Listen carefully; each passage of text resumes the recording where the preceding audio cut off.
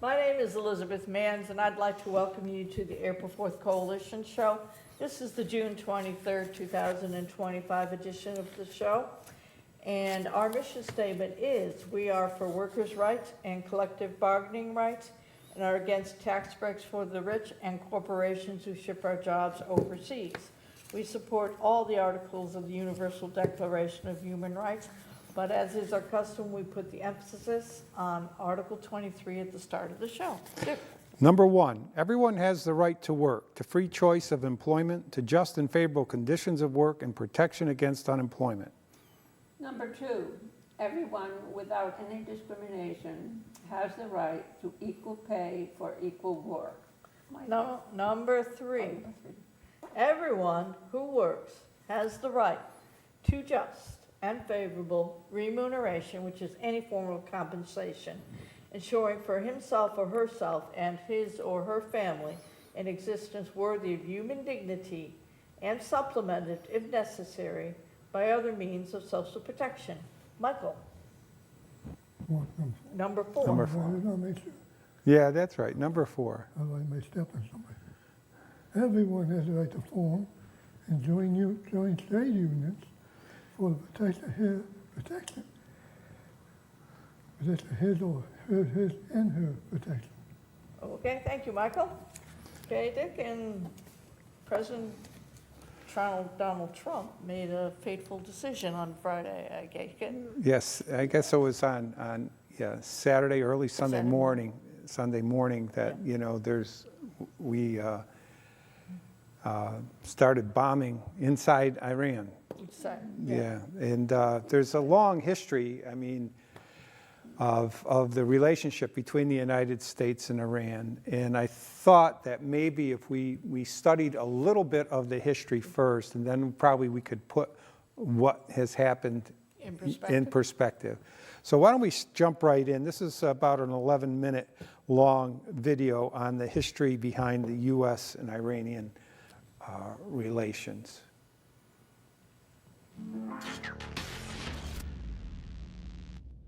For many years, Iran has defined itself in part by its opposition to my country. And there is, in fact, a tumultuous history between us. States like these and their terrorist allies constitute an axis of evil, arming to threaten the peace of the world. Relations between Iran and the United States have been mostly adversarial since the 1979 Islamic Revolution. Here was not an embassy. It was a CIA center. This was a den of espionage, where they were plotting against the Iranian people. But the seeds of animosity between the two countries were planted decades before. In 1952, Time magazine chose Iran's Prime Minister, Mohammad Mossadegh, as the 1951 Man of the Year for his efforts to nationalize his country's oil wealth despite mounting economic pressure from Britain. Mossadegh was Iran's 35th Prime Minister, but his government succeeded in doing what no other Iranian leader was able to do before. He went against British interests in his country and deprived the Navy from securing oil supplies. To understand how important this chapter is in Iran's history and how it shaped its future and its relations with the US, we have to go back to the start of the century, when Iran was still known as Persia. Like many states in the region, Iranian oil wealth was monitored by foreign countries since its discovery. In 1901, the British government encouraged entrepreneur William Knox Darcy to invest in Persia's oil sector. The British brokered a deal between Darcy and the then Shah of Iran, Muzaffar al-Din. Darcy was granted a 60-year concession to prospect, transport, and sell petroleum, natural gas, asphalt, and minerals in 3/4 of the country. Under the deal, the Shah was given a lump sum of £20,000 in cash and a further £20,000 in shares, with Iran set to receive only 16% of the profits. The Darcy Agreement is known historically as the deal that compromised Iran's ability to benefit from its own oil wealth for decades. In 1908, a significant oil reserve was found at Masjid Suleiman in southwestern Iran. It was the world's largest oil discovery at the time, and it set off a wave of exploration that would change the region's future. After the discovery, the British government bought out the Darcy concession and the Anglo-Persian Oil Company that later became the British Petroleum Company, or BP, in 1954. In the coming era, navies and national economies would be powered by oil, replacing coal. Iranian oil helped the British Navy substantially during World War I. Winston Churchill, who secured the purchase of the shares from the Darcy concession, affirmed the importance of Iranian oil. Fortune brought us a prize from fairyland beyond our wildest dreams. For the next 50 years, Iran's vast oil reserves came under British control. That is, until Mossadegh came into power. After World War II, Shah Mohammad Reza Pahlavi's rule was weakened by the rise of nationalist voices in the Iranian parliament. In March 1951, Iranian Prime Minister Hajj Ali Razmara was assassinated by an ardent supporter of oil nationalization. Shortly after the assassination, nationalists in the Iranian Majlis, or parliament, nominated Mossadegh as their new prime minister. Fearing the strength of the nationalist movement, the Shah was forced to approve Mossadegh's nomination. And in May 1951, the Iranian parliament voted to nationalize the oil industry. Addressing his victory, Mossadegh said in a famous speech, "Our long years of negotiations with foreign countries have yielded no results thus far. With the oil revenues, we could meet our entire budget and combat poverty, disease, and backwardness among our people." The nationalization of Iranian oil was a blow to Britain's economic interests and to the survival of the British Empire. Views of the great refinery at Abadan are sufficient evidence in themselves of its size and importance.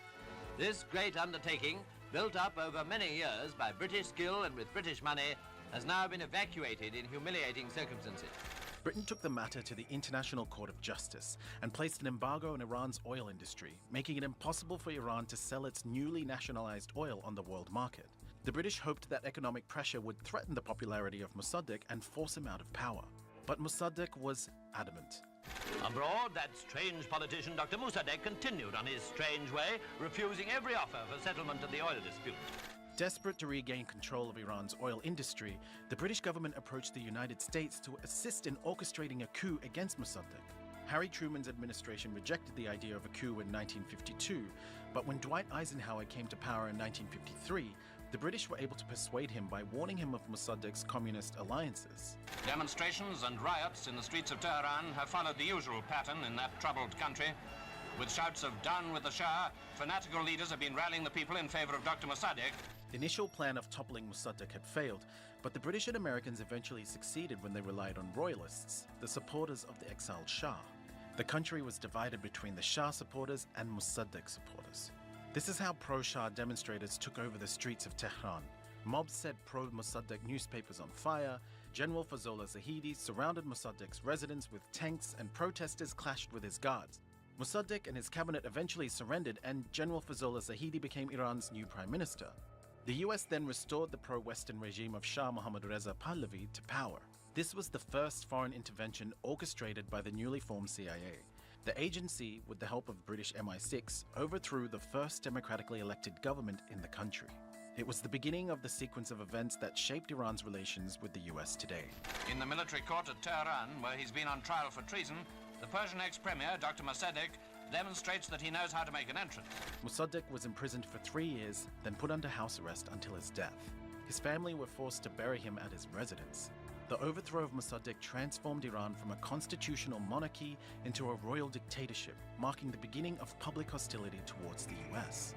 In 2000, Secretary of State Madeleine Albright acknowledged for the first time the US's role in the 1953 coup. But the coup was clearly a setback for Iran's political development, and it is easy to see now why many Iranians continue to resent this intervention by America in their internal affairs. After the coup of 1953, the oil was back under the control of the British, and the US gave increasing support to the Shah of Iran. In 2013, Iran's parliament approved a bill for the government to sue the US for its involvement in the coup. The bill followed the release of declassified documents offering details about how the CIA carried out the coup as an act of US foreign policy. Campaign to install a pro-Western government in Iran. Target: Prime Minister Mossadegh and his government. Objectives: through legal or quasi-legal methods, to effect the fall of the Mossadegh government and to replace it with a pro-Western government under the Shah's leadership with Zahedi as its prime minister. In 1957, the US government helped the Shah establish its infamous secret police force known as SAVAK. SAVAK was tasked with monitoring the Shah's political opponents and even Iranians abroad. The agency tortured many Iranians, and its agents received training for interrogation tactics from the CIA. But the alliance between the Shah and the US turned a deaf ear to the growing anger in Iranian streets against the oppression of the Shah and US interference. In late December 1977, during a lavish New Year's Eve celebration, US President Jimmy Carter praised the Shah for making his country an island of stability. Iran, because of the great leadership of the Shah, is an island of stability in one of the more troubled areas of the world. Little more than a year later, animosity towards the Shah and US policies culminated in the Shah's ousting. Religious leader Ayatollah Khomeini, who played an integral part in the Shah overthrow, returned to the country after 15 years in exile. His return marked the beginning of more than 4 decades of animosity between Iran and the US.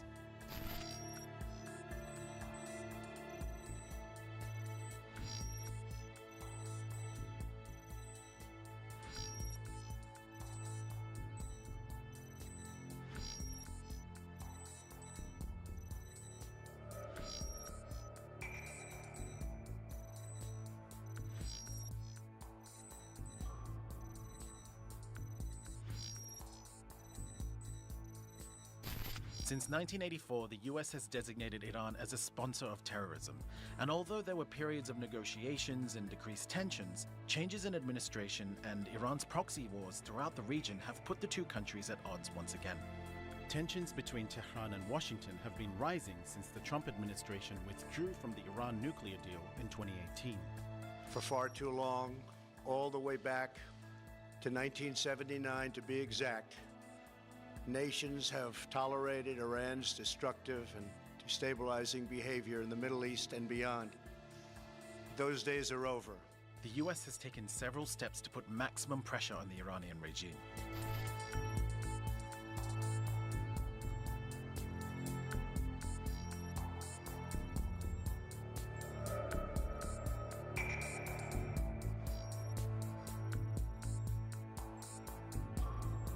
The campaign aimed to curb Iran's nuclear program and regional reach by draining its economy. Iran responded to the maximum pressure campaign with a maximum resistance campaign. In retaliation, Iran showed off its ability to harm US interests in the region.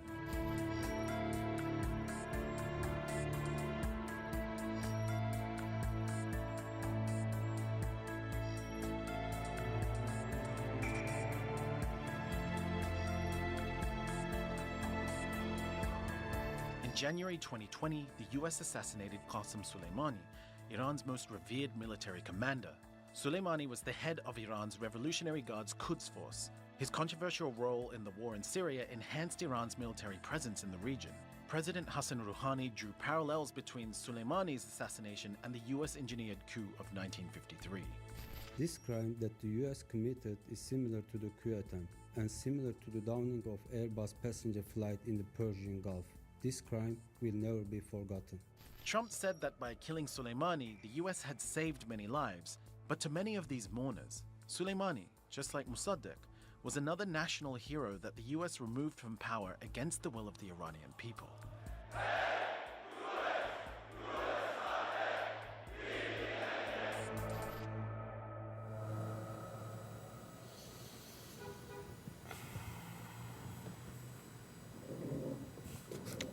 Wow, what did you think of that?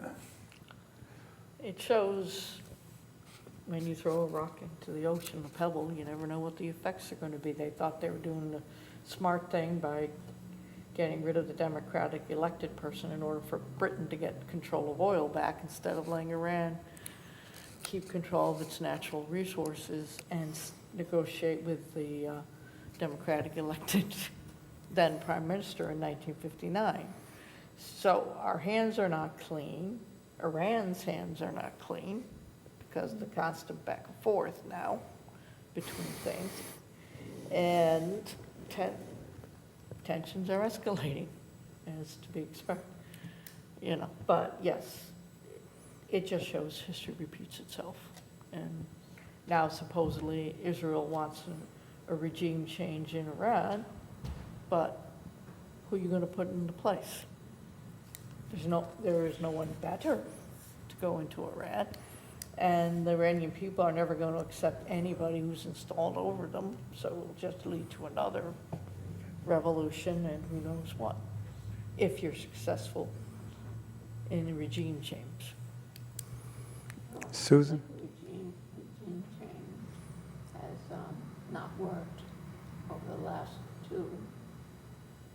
So you don't know what's going to happen with number two. You get number one, but you don't think about what's going to happen if you do that, and then what's going to happen if you do this.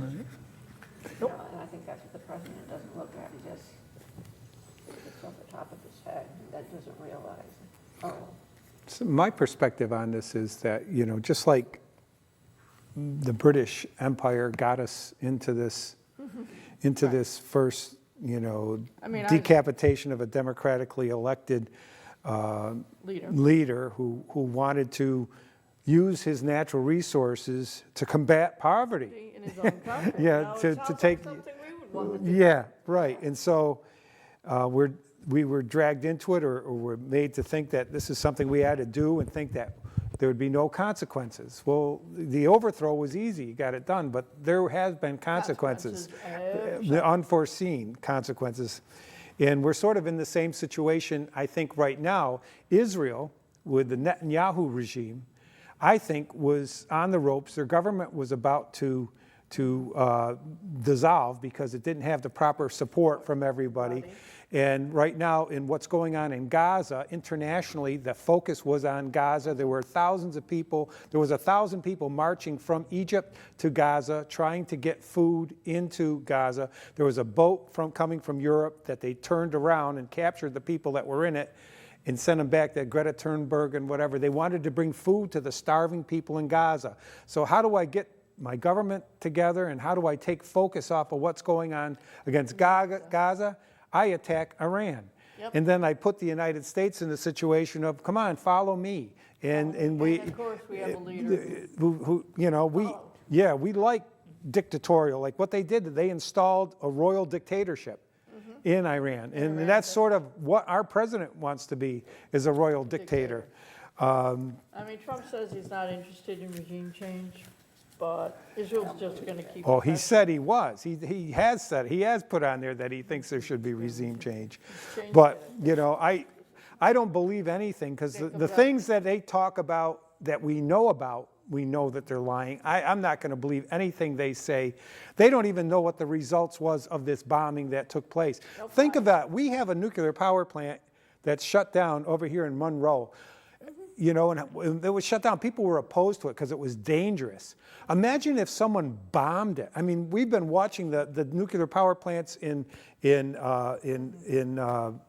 outside of Russia, in Ukraine, that, you know, there's a big, don't bomb those nuclear power plants. Those will hurt people.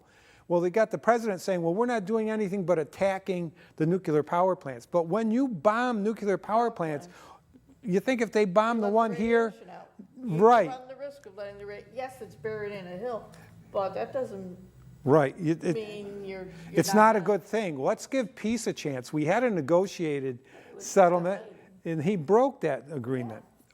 It's just but I wanted to change. We have one more video. I know we took a lot of time with that, but we have another video that we wanted to show.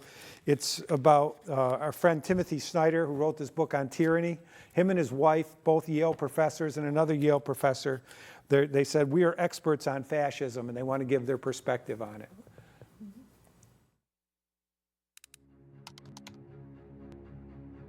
I'm a historian of totalitarianism. I look at fascist rhetoric. I've been thinking about the sources of the worst kinds of history for a quarter of a century. Experts say the constitutional crisis is here now. The Trump administration deporting hundreds of men without a trial. A massive purge at the FBI to make people afraid of speaking out against him.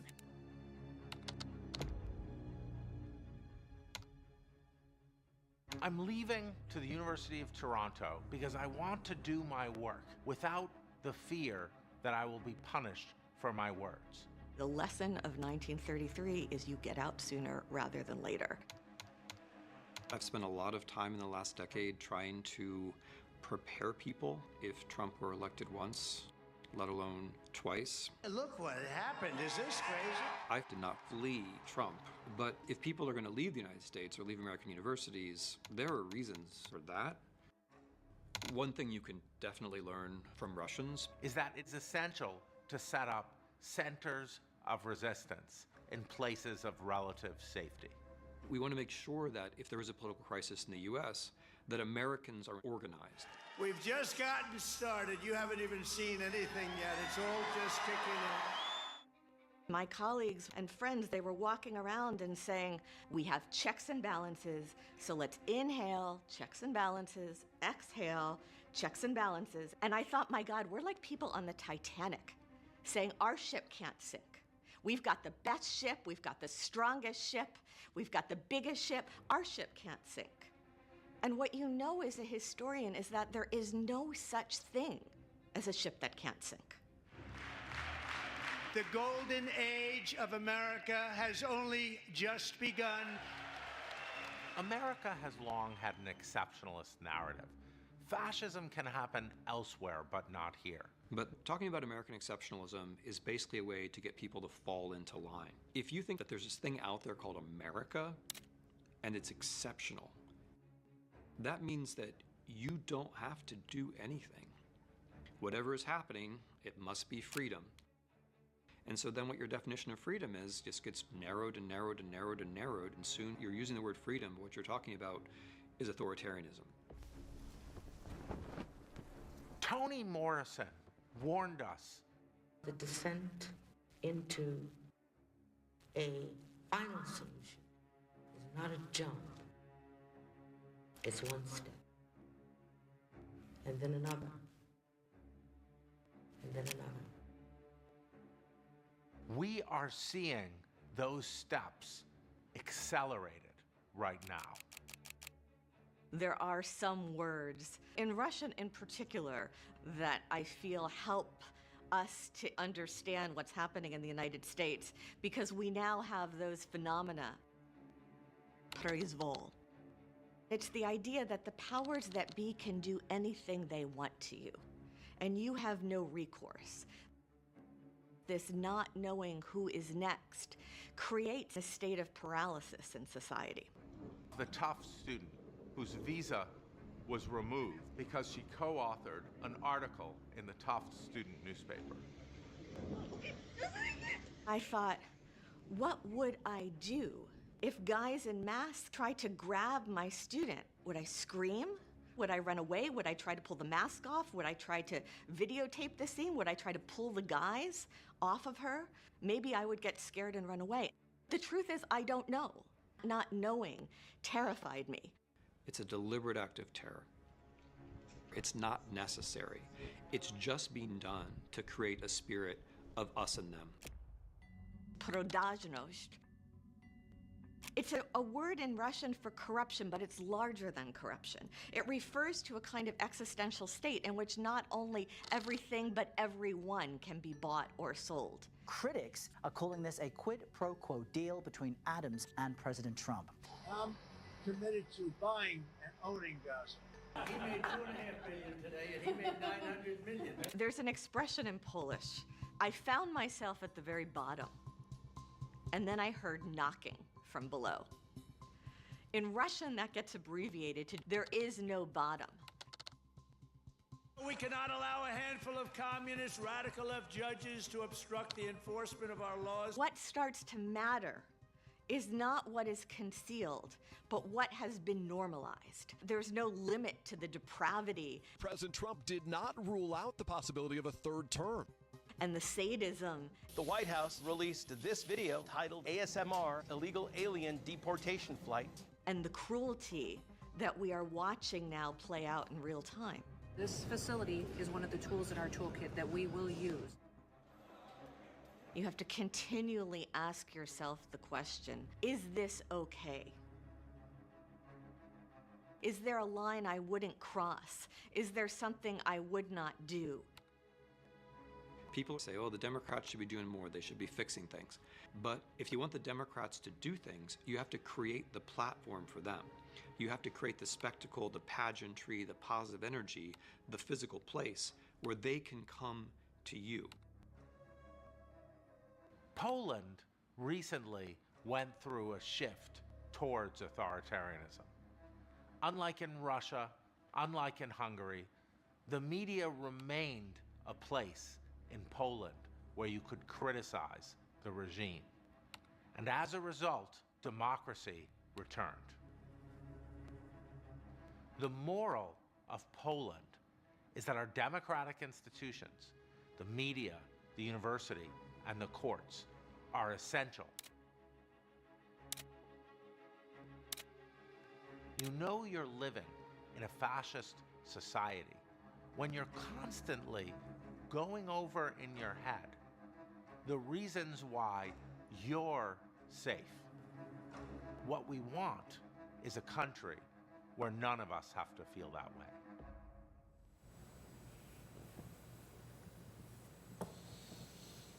Well, that was an opinion from the New York Times by those three professors. What do you think of what they had to say?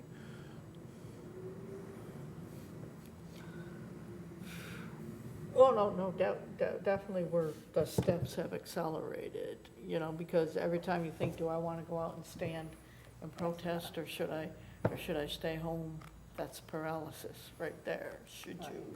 Right. Should I, you can blame somebody else, but there's no one to blame because this country elected Donald Trump. We opted for his authoritarian brand over Kamala Harris's Democratic brand, which was to help the people. But I don't think he put himself out as an authoritarian when he was running. He said, no. No, he presented it as a populist, but you always could hear it in the background. From Yeah, him the dog whistles to the fascists. Control it. Yeah. I'll be a dictator on day one. Yeah, all those things. Yeah, the question is, should we leave? Is this the time? Is this the time to go? We're so, I'm talking about within this country. It's hard. It's hard. Do we leave our home? I think we have a perspective as workers that other people don't have, because workers during their workday live in a dictatorial regime. Yeah. They don't have rights that they do when they're outside of work. So there tends to be a little bit of built-in obedience. This is what happens, but it's not natural. The question is, do we leave or we stay and fight? That's the question. I heard a very positive, a college professor put out a video, and he said the greatest speech of all time, and he said that what happened not last Saturday, but the Saturday before with the No Kings rally, he thought like 13 million people demonstrated, his numbers, and he thought that was a number that was so high that indicates that when you get that many people demonstrating against a government, that means change is coming. He felt confident. And then he showed the speech that we showed the other day with Charlie Chaplin, when he made that speech about, as the great dictator, and saying about, in that speech he showed. But he had a positive thing. And more or less, Timothy Snyder was saying that too, that we need to be out in the streets. We need to say this is not acceptable. We had the sign for the three people that were incarcerated, and Ahmed Kamil came home this weekend. He was home. The people are being freed. They're trying to gloss over these things. People they've thrown into jail. That Ozturk, the woman that was thrown in, she's home. She's free. They are losing in the courts. They are losing in the courts, and they're losing in the court of public opinion. They're very boisterous, and they don't want to hear it, but they're losing. I think we have to stand tight and stand strong against this authoritative move that they're making. On Sunday, when the president was looking out the window, all of a sudden they said, "What does he see?" And there was a big crowd of demonstrators. Right. So good. Yeah. Good on for the demonstrators. Power to the people, right? Power to the people. Stakes of the bosses we must pay for. From the cities and the farmlands to trenches full of mud. War's always been the bosses' way, sir. The Union forever defending our rights. Down with the black leather workers unite. With our brothers and our sisters in many far off lands. There is power in us.